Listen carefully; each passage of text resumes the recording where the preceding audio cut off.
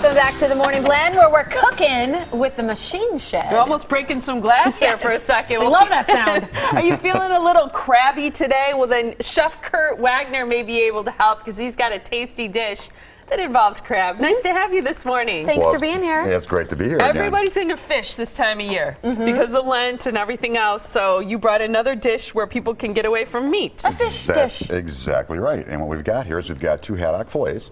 We're going to be running this as a special today do you for like lunch haddock? and for dinner. Well, it's a white fish. It's easy to work with. It's something that you can find in a supermarket, Okay. so that's why I kind of did it here.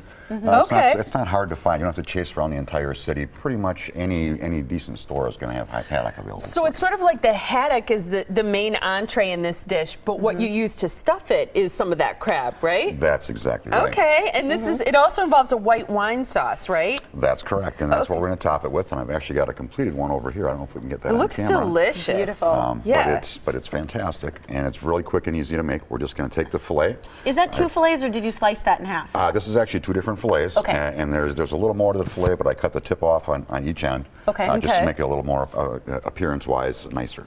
We're just going to slice right down the middle, all the way through the skin, which is on the back side, Okay. and then this is going to open up, so we have a place to put our stuffing yeah. in the middle. And you so leave it's the just skin gonna open on. up like this, and the skin stays on. Okay. That's actually edible.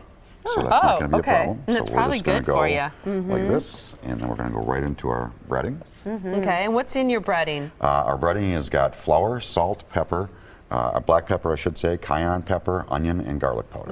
Okay. And that's right in the recipe. And you can actually add some other things to this too. If you prefer it to be a little browner, a little crunchier, you can take some croutons and crush them up and put them in here. Or you can take, oh my gosh, I'm losing my mind here. But Yeah. I'm trying to do this. Or any Well, of that. you're busy, so I get that. Or some Parmesan cheese would be very good in this. Oh, yeah. Okay. As well. I smell the garlic. And we're just I going to love put that. this in here and flip this one over. I'm just going to finish this one here. We've got our stuffing right over here. So are you which- getting ready to bake that, Kurt? That's exactly Okay. right. What we're going to do is I'm just going to take some of this and we're going to put it right here in the center. And what is some of that? This is our crab stuffing. We've got I like to use rye bread in this. I'll use rye and white and maybe some pumpernickel. A little bit of heartier bread because it kind of goes with a fish fry. So that's kind of the way that we work it out. So But this it's is like got a lump crab or an imitation crab, or that's what I used in this particular one, but you can use lump crab, you could use shrimp, you could use any kind of shellfish that you want. Okay. Whatever your favorite is, you can put it in the same recipe. looks fantastic. And what about the wine sauce that you gave us the recipe for? Because this is a white wine sauce. It has a little butter, some cream, a chicken base, chives, the white wine, and then the flour. That's something that you put over the top of it? That's exactly right. We're just going to cover the top of that really lightly, and that's again going to give it a real nice flavor. It's going to kind of tie it together because the crab is kind of sweet. Right. And the breading's going to be a little bit spicier because of the cayenne pepper that's in there. And that kind of just ties the two of them together. So it's a fantastic dish. It tastes wonderful. Now, how long do you bake that for? You're going to bake this covered for 20 minutes.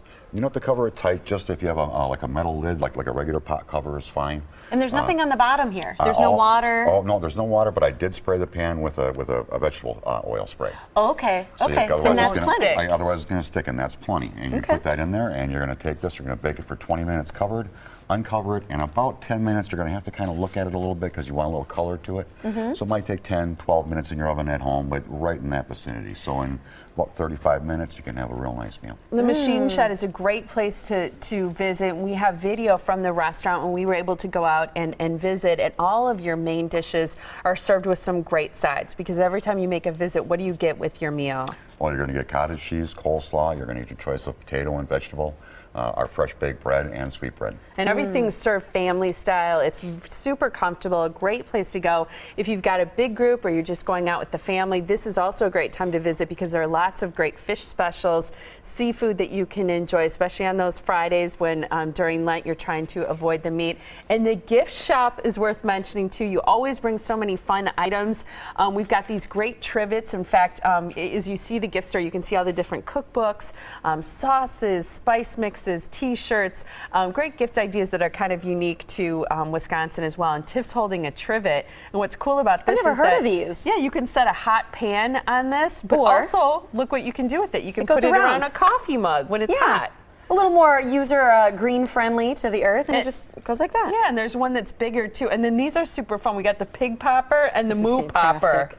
And How they're fun little is that? things for kids. I mean, how fun is that? You squeeze their squeeze it. tummy and the ball goes flying. Love it. I like that. Lots of great stuff. And people can make reservations too, especially if they have a good big group. I know you do catering as well. And all people need to do is call the phone number that you'll see on the screen. The Machine Shed is located in both Pewaukee as well as Appleton. You can see those phone numbers there on your screen for reservations, more information or directions. Go to machineshed.com. That's the website. You're also on Facebook and Twitter. Nice to have Kurt, you here. which kind of cookie should I have? I think you should have them all. Okay. One All of right, each. We'll start with the Oatmeal raisin. oatmeal raisin. I love it. Thank Thanks, you Kurt. so much. Thank and you. stay